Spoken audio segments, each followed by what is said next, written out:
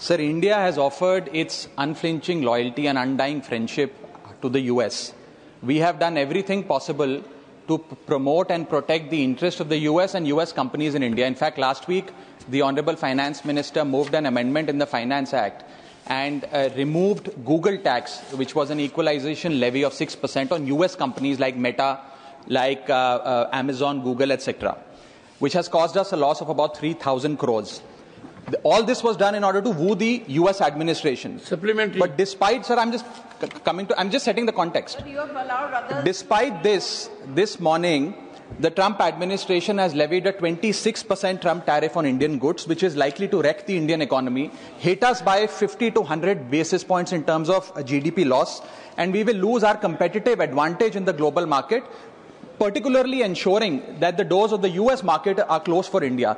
एक पुराने ज़माने का गाना याद आता है सर, अच्छा सिला दिया तूने मेरे प्यार का, यार ने ही लूट लिया घर यार का. It is in this context that I would like to ask the Honourable Minister through you, sir. It is in this context that I would like to ask the Honourable Minister through you that should we not withhold the requisite approvals for Elon Musk's Starlink, who is a very visible part of the US administration, and use that as a bargaining chip to renegotiate these Trump tariffs?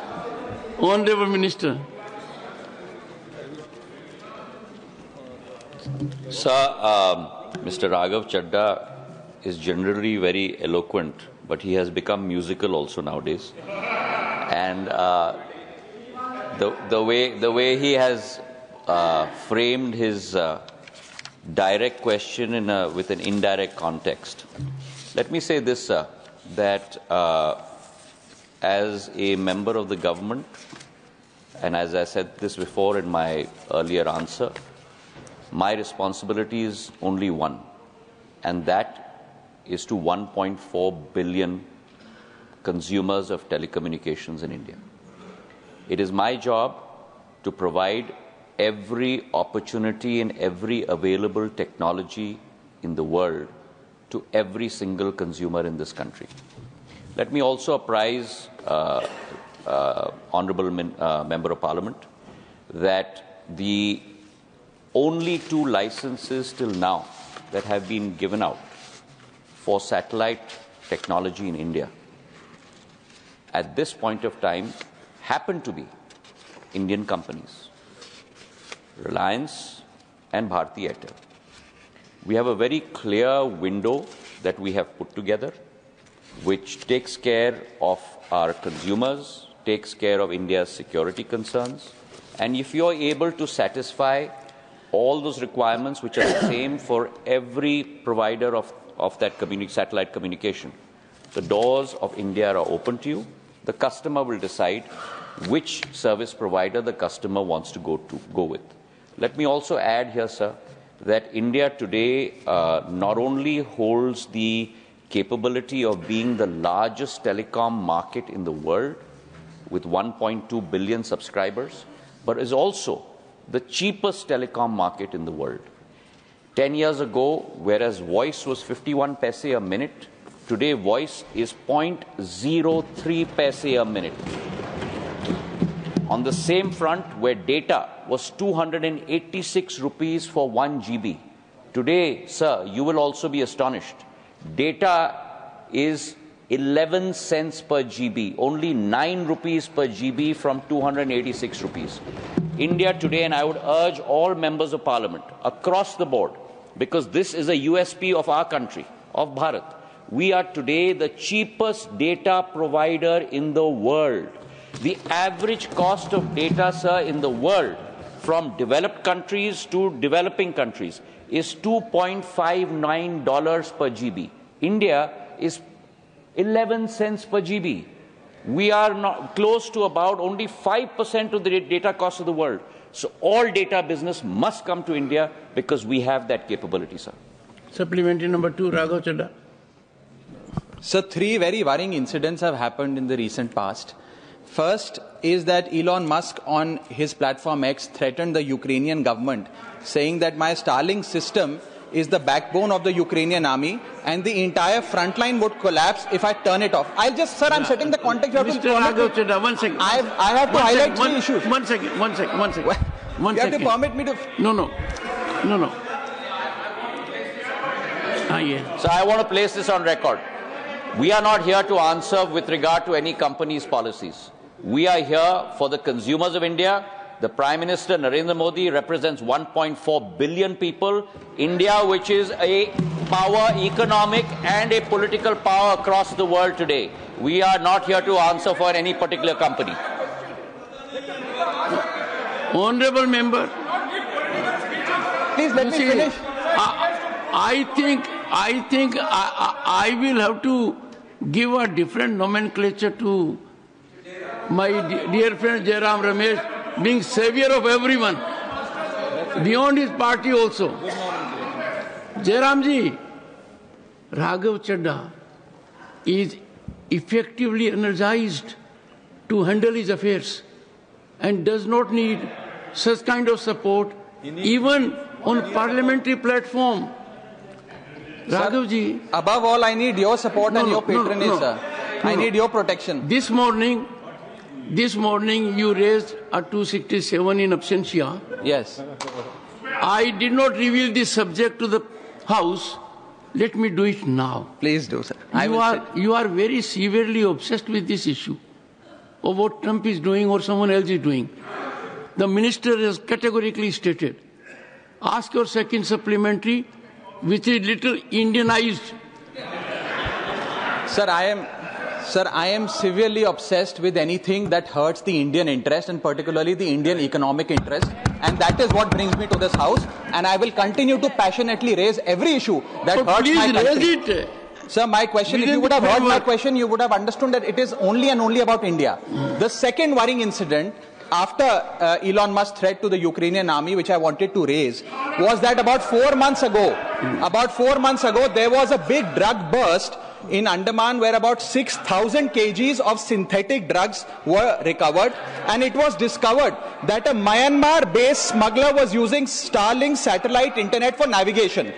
When the Indian government, sir, let me finish, when the Indian government sought the ownership of the devices and the usage of its device, Starlink refused the Indian government, saying we will not provide you with this data, citing some data privacy laws. My question through you to the Honourable Minister is that what is the government's plan to address such resistance from Starlink, and how are we going to address this issue of potential misuse of satellite internet spectrum that we are likely to give, particularly Starlink? One second. Honorable members, one second.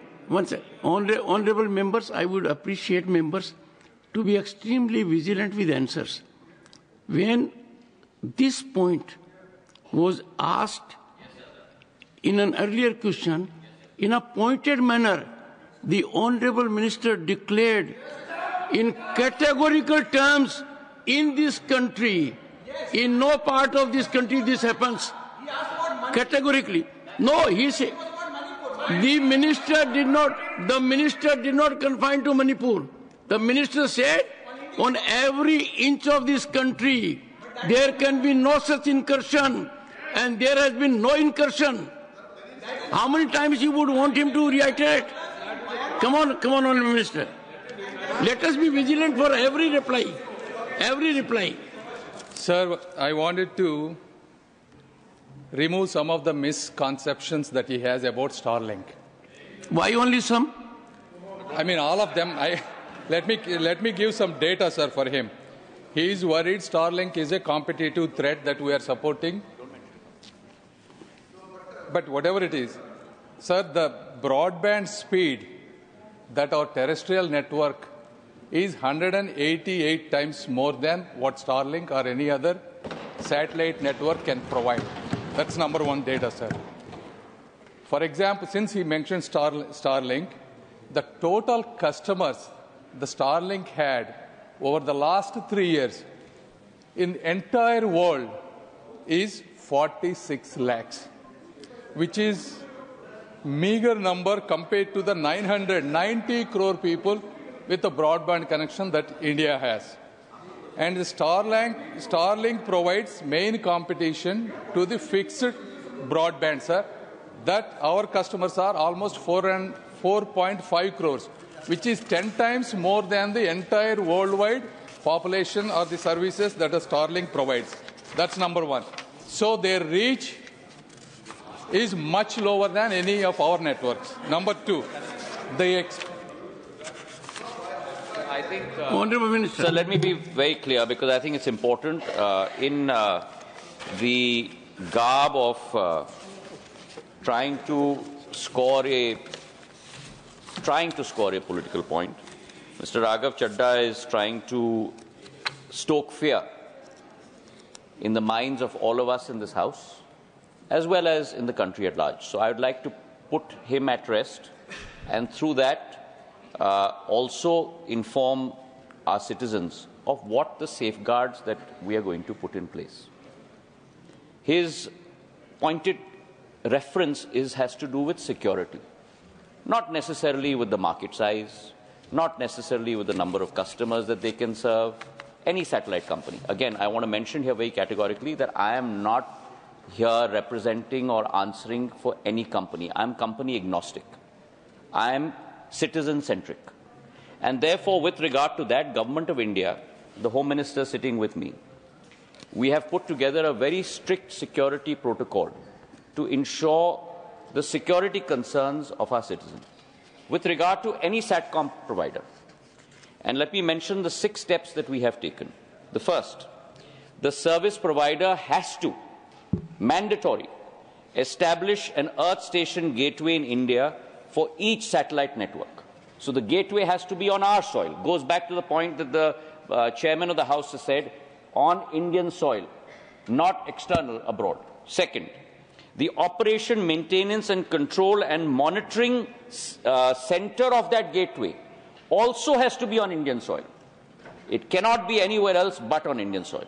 Third, sir, all originating and terminating traffic for Indian customers, 1.4 billion of us, shall pass through that gateway which is located in India, on Indian soil. And that is mandatory. And such traffic will not be routed through any gateway outside Indian shores. That's point number 3.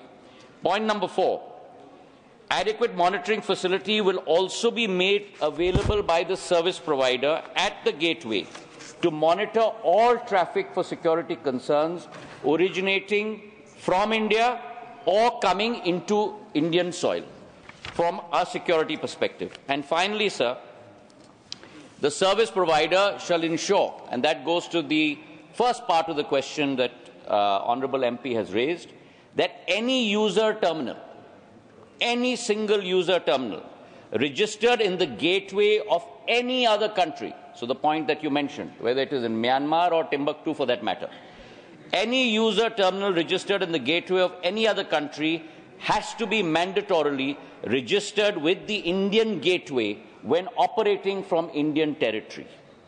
Indian satellite network cannot be accessible to any user terminal from outside our country.